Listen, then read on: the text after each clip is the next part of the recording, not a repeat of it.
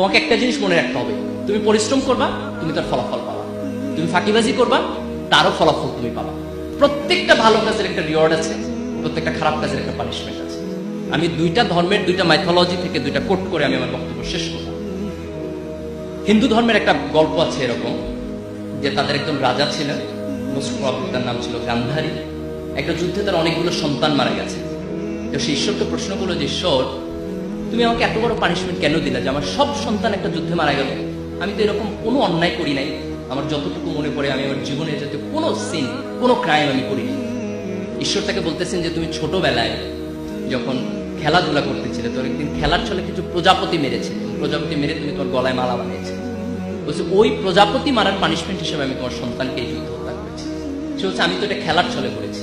ঈশ্বর বলতেছে আমিও এটা খেলার ছলে করেছি। This important. সে তার ছোটবেলায় একটা জীবকে হত্যা করেছে, হয়তো বুঝে নাই, but that wrong did punishment হিসেবে তার জীবনে ফেরত এসেছে। বুখারী শরীফে একটা হাদিস আছে যে প্রাচীন আমলের একজন মহিলা ছিলেন, তিনি খুব খারাপ মহিলা ছিলেন। তিনি একদিন রাস্তা দিয়ে যাচ্ছেন, হঠাৎ করে তিনি দেখছেন একটা কুকুর খুব পিপাসার্থ,